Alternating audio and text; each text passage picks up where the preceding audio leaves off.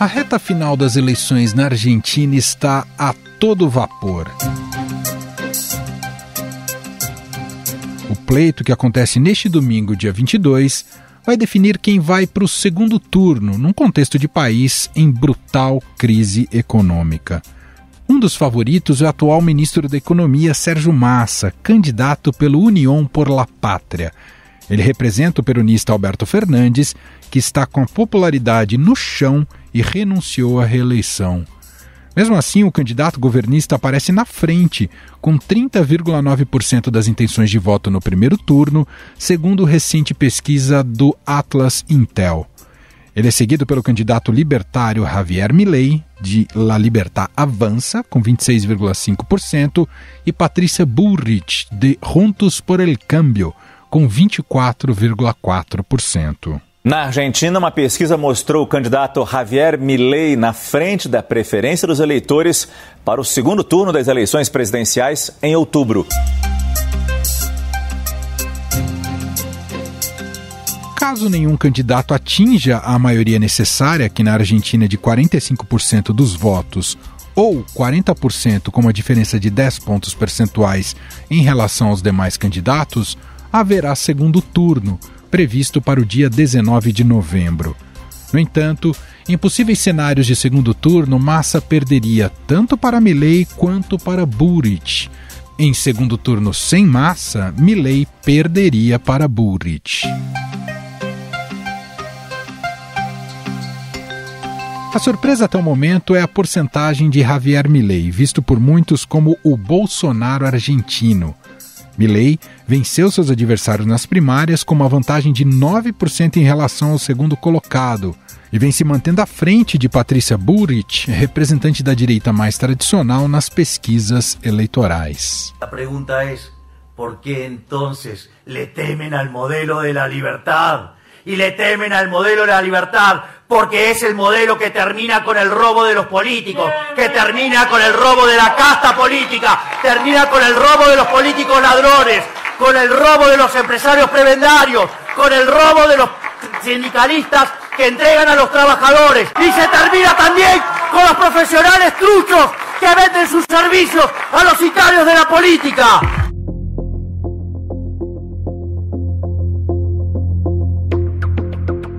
Entretanto, sua vitória nas primárias acabou tendo um efeito negativo na economia argentina. O dólar disparou mais de 20% e os títulos argentinos caíram mais de 10%.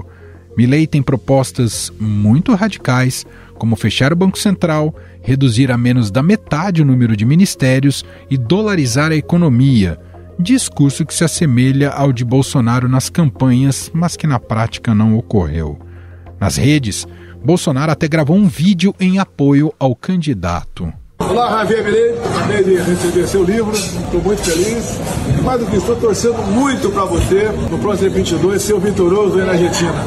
Nós realmente sabemos o que é melhor para os nossos países e não podemos continuar com a esquerda. E o apelo que eu faço a todos os argentinos.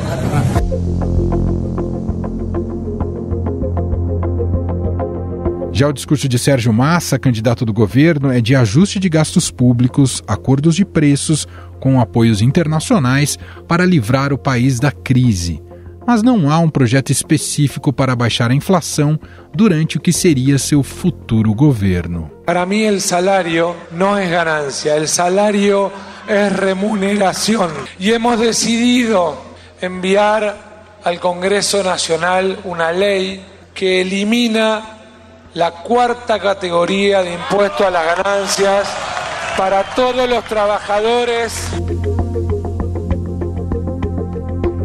Entretanto, novas oportunidades se abrem para a Argentina, já que em agosto deste ano, os líderes dos BRICS convidaram oficialmente a Arábia Saudita, Argentina, Egito, Emirados Árabes, Etiópia e Irã para serem membros plenos do bloco de grandes países em desenvolvimento. E o país vem recebendo grandes aportes de investimentos da China, que chegaram a superar os recebidos pelo Brasil no ano passado, como apontou o estudo do Conselho Empresarial Brasil-China. Os laços entre os dois países vêm se estreitando, a ponto do candidato Sérgio Massa, em viagem à China, brincar dizendo que o país deveria ser rebatizado para Argentina. candidatos planteen la ruptura comercial con China. Y además les quiero avisar que nuestro Banco Central, firmado primero por Redrado, después por Sturzenegger, por diferentes presidentes y gestión del Banco Central, tiene un swap con China, que si vos rompés la relación comercial, se desactiva automáticamente. O sea que además de todo, le van a generar un daño enorme a las cuentas del Banco Central. No ano passado, o país também foi a primeira grande economia da América Latina a aderir ao projeto chinês desenvolvimentista, a chamada Nova Rota da Seda. É provável que mesmo com a vitória de Javier Milei, que já criticou abertamente a China, essa aliança seja desfeita, já que o país é o segundo principal parceiro comercial da Argentina, depois do Brasil.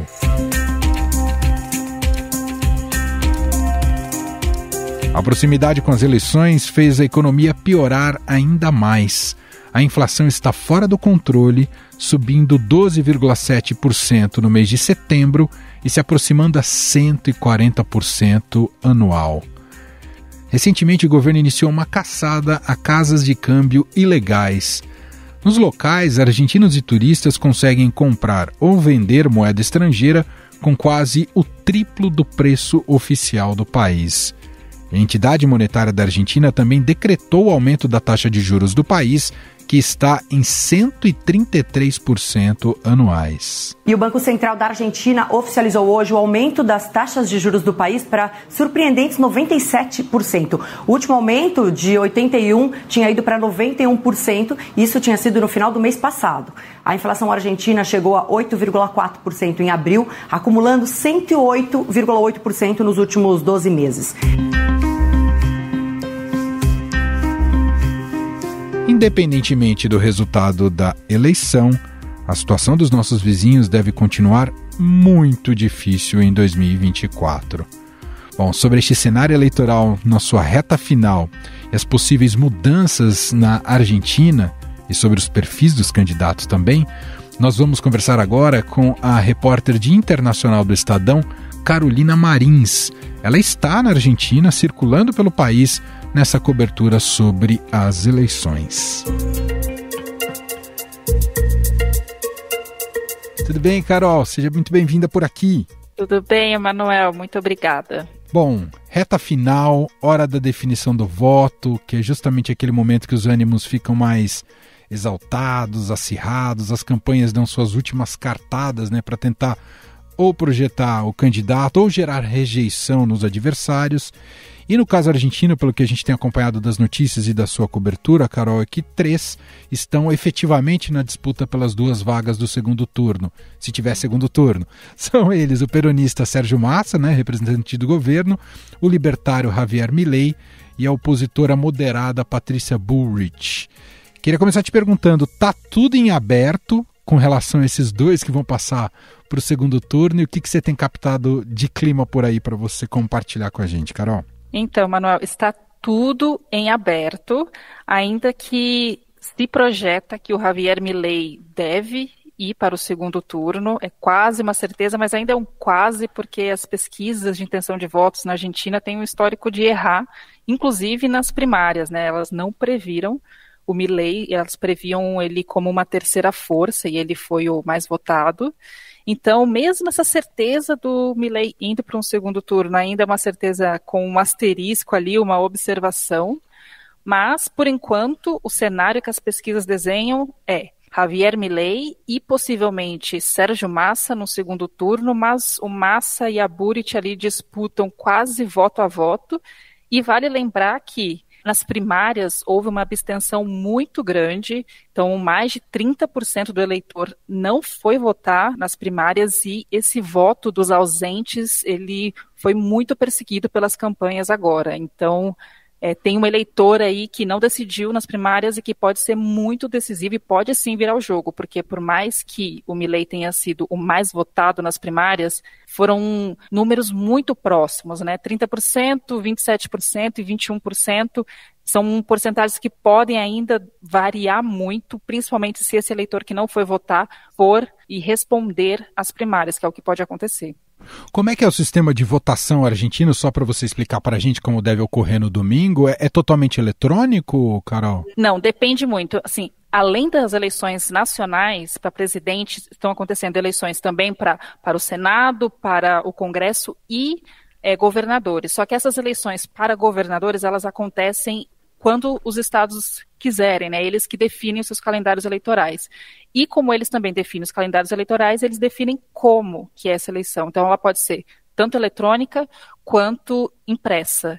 E ela pode ser os dois. Isso aconteceu em Buenos Aires, nas primárias, em que as eleições para o governo foram eletrônicas e as eleições para presidente foram em papel. Então pode acontecer, ele tem até um vídeo da Buric se enrolando um pouco, não sabendo como votar, tiveram que ajudar ela.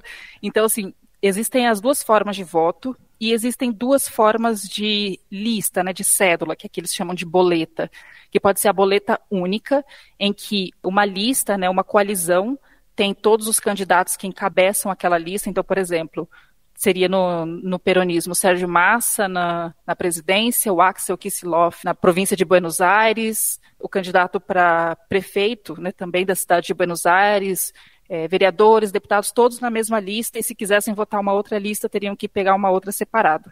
Se você não quiser votar no candidato dessa mesma lista do Massa, você pode rasgar a cédula e colocar na urna. Só que isso é meio raro, porque dá trabalho, então essa lista única, ela causa muito um efeito de arrastão nos outros candidatos menores, né? E tem lista que é aberta, que colocam-se todos os candidatos daquela coalizão e você pode eleger quem que você quiser. Então, assim, depende um pouco da província, depende da cidade, é bem autônoma essa decisão de como funciona o voto. Mas no nacional, por enquanto, é lista única, papel. E talvez até a cidade de Buenos Aires seja papel também, depois da confusão ali da Buric, eles vão deixar tudo papel. A gente sabe, Carol, né, que a geografia do voto faz total diferença, né, no resultado final. A gente acompanha muito isso nas eleições brasileiras também. Como isso se dá aí na Argentina? É muito diferente Buenos Aires cidade, Buenos Aires província, ou interior também do país? Como é que é o perfil e como votam cada uma dessas regiões? É bem diferente e é até por isso que nós aqui do Estadão estamos fazendo uma viagem um pouco maior, além de Buenos Aires, visitando algumas províncias, porque muda muito, sim. Por exemplo, o Milei ganhou nas primárias como o mais votado, só que nem na província e nem na cidade de Buenos Aires ele foi o mais votado, ele ficou em terceiro. Na cidade de Buenos Aires, quem ganhou foi a Patrícia Buric e quem ganhou na província foi o Sérgio Massa. A província de Buenos Aires tem o histórico de ser peronista, enquanto a cidade tem o histórico de ser da oposição, do Juntos pela Mudança. Enquanto nas províncias existe também uma questão de reduto peronista, reduto oposicionista, mas nessa eleição se desenhou muito um mapa, vou dizer, da cor violeta, que é a cor do A Liberdade Avança, do Javier Milei. Então, muitas províncias, principalmente províncias mais dos extremos. Então, no norte, em Salta, que é onde eu estou agora, se votou, foi a província que mais votou em Milei. Províncias mais perto das fronteiras, que são chamados os rincões, né, os distantes de Buenos Aires, também foram as que mais votaram em Milei, justamente porque eles se veem afastados, eles não se veem dentro da política, dentro das decisões, eles acham que tudo se decide em Buenos Aires, tudo se pensa em Buenos Aires, então eles se sentem abandonados. E por isso que sim, tem uma diferença de voto, e esse voto que chamam de voto bronca no Milei foi muito das províncias, e províncias inclusive historicamente peronistas ou do Juntos pela Mudança. Bom, já que você citou o Milei, é uma figura muito central nesse processo eleitoral, pelo que ele defende, pelo radicalismo das propostas, traz esse elemento novo, um outsider aí nas eleições. Muita gente, inclusive, faz a comparação com a ascensão do Bolsonaro aqui no Brasil. Queria te ouvir um pouco do que você apurou aí na Argentina. De fato, é o grave contexto econômico do país que tem favorecido o Milei, mesmo com seu radicalismo, e também você contasse para a gente um pouco da relação dele com o eleitorado jovem. É o econômico que pega, porque agora a Argentina vive uma inflação de quase 140% ao ano, e os salários não são suficientes, eles não crescem na mesma proporção. Então, O que a população sente é que eles trabalham e trabalham muito, recebem o seu salário e não conseguem chegar ao fim do mês, não conseguem comprar comida, não conseguem comprar roupa, que são os artigos mais caros, que mais sobem com a inflação. E ainda tem a gravidade de que a Argentina não consegue mais importar. Então, assim, não tem produtos importados, é só o que é de produção nacional.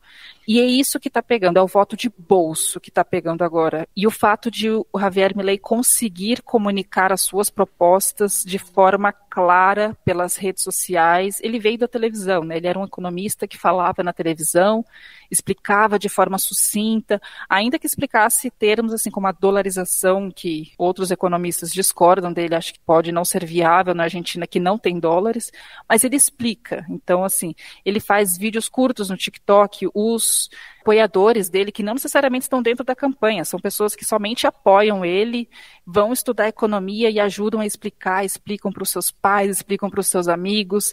Então, é esse voto que pega. Não importa se o Milei fala que a mudança climática não existe, se ele ataca o Papa em um país que é muito católico, ou se ele fala que os desaparecidos e mortos da ditadura foram menos, né, é um número super estimado.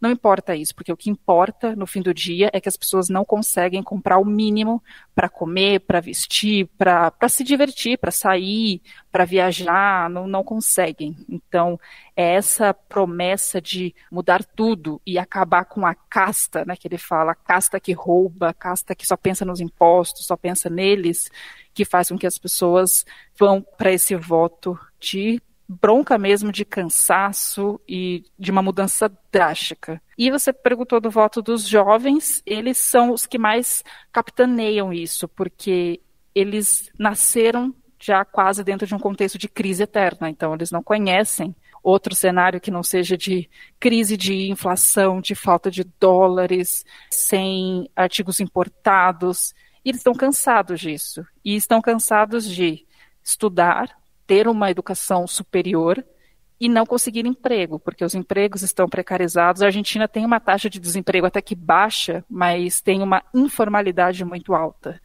Então, esse jovem está frustrado. Ele olha para os seus pais e vê que os pais conseguiram comprar uma casa, comprar um carro, comprar uma moto, dar tudo de comer, do bom e do melhor para os filhos, e eles, sozinhos, solteiros, não conseguem nem comprar um carro, não conseguem nem alugar uma casa, porque não chega, o salário não chega no fim do mês. Bom, eu queria te ouvir, Carol, sobre o que explica até aqui um bom desempenho nas pesquisas do candidato governista, Sérgio Massa, sendo membro do governo, mesmo com todo esse contexto difícil, esse desastre econômico do governo do Alberto Fernandes. Isso tem mais relação com o peronismo, Carol? Não, isso é porque o Sérgio Massa tem tentado e conseguido, de certa forma, se afastar da culpa pela crise. Se a gente pode falar que ele fez milagre nas eleições primárias e até o apoio que ele tem agora, ele ir para o segundo turno também é fazer milagre frente ao cenário econômico da Argentina, só que quando você olha a campanha dele, né, a propaganda eleitoral dele, ele diz claramente que ele faz parte desse governo há 1 ano e pouco, enquanto o governo tem 4 anos que está aí. Então ele joga toda a culpa no Alberto Fernandes e na Cristina Kirchner, sem citar eles diretamente, mas você compreende isso, tanto que o Fernandes e a Cristina, eles estão afastados da campanha, eles não aparecem, eles não falam, e o Massa está sozinho para dizer isso, que ele foi a pessoa que aceitou o desafio de receber uma economia quebrada e tentar salvar ela, ele tentou, não diz que conseguiu, nem que está conseguindo, mas ele está tentando e que ele deveria ter mais tempo de tentar salvar a Argentina dessa crise econômica. E existe outro fator que é ele tem em seu favor a máquina do governo, né? Ele é o ministro que decide quando vai imprimir mais dinheiro, quando que vai conversar com o FMI, vai lá pedir os desembolsos, né, do FMI. Então ele tem essa máquina estatal, ele pode liberar mais programas sociais, pode repensar como que vai ser a contribuição de previdência. Então tudo isso foi jogado nessa campanha agora, tudo virou debate. Então, tendo a máquina de governo a favor e tendo também a campanha, né, poder colocar a sua cara em todos os cantos, você vê muito isso em Buenos Aires, os outdoors dele, as faixas. Então, assim, ele tem ao seu lado o dinheiro, ele tem ao seu lado o poder de ser governo e ainda colocar a culpa em outra pessoa. Isso explica bastante porque o Massa ainda tem chances reais de ir para o segundo turno. Por fim, te ouvi sobre a Patrícia Bullrich. A gente sabe quanto é importante em eleições você ter uma curva positiva na reta final, e aparentemente ela tem demonstrado isso, especialmente depois do desempenho dela no debate do último domingo, não é isso, Carol? Sim, ela conseguiu furar a bolha que o Milei e o Massa tinham criado, que era da polarização entre eles. Eles já estavam se comportando como se estivessem no segundo turno, como se nenhum outro candidato importasse.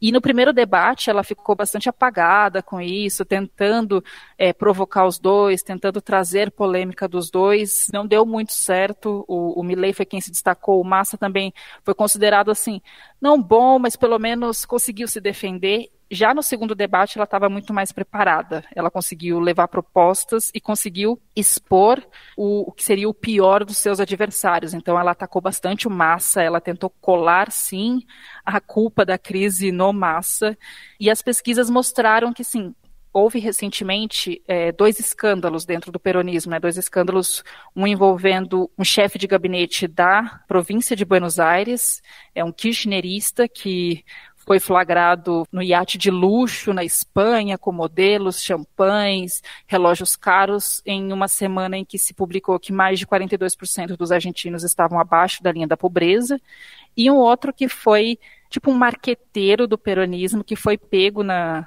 Assembleia Legislativa sacando dinheiro de mais de 40 cartões de débito, uma espécie de rachadinha dentro da Assembleia Legislativa, e uma corrupção que pode envolver muitos membros da política argentina. E isso colou muito mal no Massa. E a Patrícia Bullrich soube aproveitar muito bem isso no segundo debate. Ela trouxe muito essa questão do escândalo de como o Massa seria o peronismo, o kirchnerismo e mais do mesmo. E, ao mesmo tempo, mostrou o Milei como uma figura muito perigosa, que seria uma mudança radical demais, que ia jogar a Argentina no escuro, enquanto ela é a mudança segura, é a mudança que a Argentina conhece, todo mundo sabe quem é ela, sabe quem é a família dela. E isso refletiu nas pesquisas das últimas semanas, e conversando com membros do Juntos pela Mudança, eles falam que tem esperanças reais de ir para o segundo turno. E ela indo para o segundo turno com o Javier Milei, existe sim a possibilidade dela vencer. Para a gente fechar, Carol, quais são o que está previsto nesses últimos dias de campanha? Quais são os atos finais? Todos vão para Buenos Aires? Tem ainda algum debate final? Enfim, queria que você contasse para a gente das estratégias que movem aí os últimos dias. Agora as campanhas estão finalizando. Se não me engano, Javier Milei termina amanhã a dele. A Bullrich também está fazendo um último giro. Todos fizeram giros muito estratégicos agora no final. Então foram para províncias que são seus redutos, mas eles estão com risco de perder. O Javier Milei, inclusive, veio aqui para Salta essa semana, que foi a província que ele mais venceu, sem nunca ter pisado. Ele nunca veio para Salta, mas ele veio aqui tentar garantir uma vitória em primeiro turno. Então eles utilizaram essa semana para fazer um giro pelo país e vão finalizar agora em Buenos Aires. Essa semana, já quinta-feira, acaba a maioria das campanhas. Agora é esperar no domingo. Já não podem mais sair pesquisas eleitorais, também acabou. São proibidas? Aí tem a regra, próxima eleição não pode, entendi. Não pode mais, então a gente realmente só vai saber o que vai acontecer no domingo, todo mundo junto. E o processo de apuração é rápido?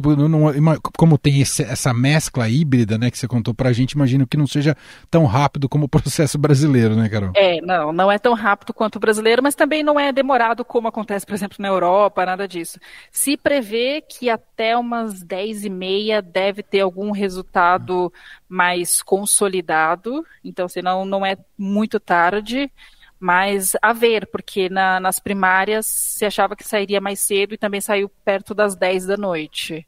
Então, mas a previsão é que domingo, fim do dia, já saberemos quem que vai para o segundo turno, se é que vai haver segundo turno. E a gente não mencionou aqui, né, a relação com o Brasil, mas efetivamente que o governo petista apoia, mesmo que até abertamente, mas o candidato do Alberto Fernandes, né, Carol? Existe uma relação muito próxima do peronismo com o governo do PT. O Brasil contribuiu, não o Brasil, né, mas pessoas, marqueteiros ligados ao PT vieram para a Argentina para ajudar na campanha do Sérgio Massa.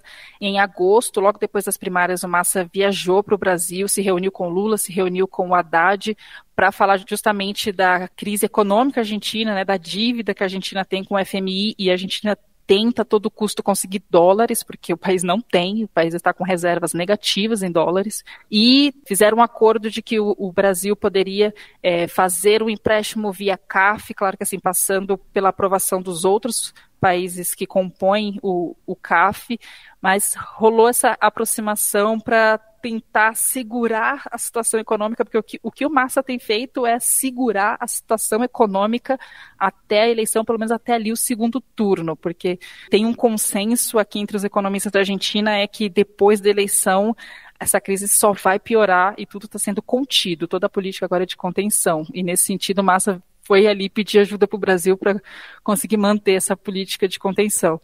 O Milei, por outro lado, já falou que não conversa com comunistas, né? Segundo ele, a China e o Brasil seriam comunistas. Não sabemos o quanto que ele pode levar adiante essa promessa, porque Brasil e Argentina são os maiores parceiros comerciais da América Latina, então não se pode romper uma relação assim, mas com certeza o Brasil está olhando bem atentamente essa eleição, porque ela decide muita coisa nas relações Brasil-Argentina. Muito bem, repórter de internacional aqui do Estadão, Carolina Marins, enviada à Argentina, está circulando pela Argentina, hoje está falando com a gente diretamente de Salta, no norte da Argentina.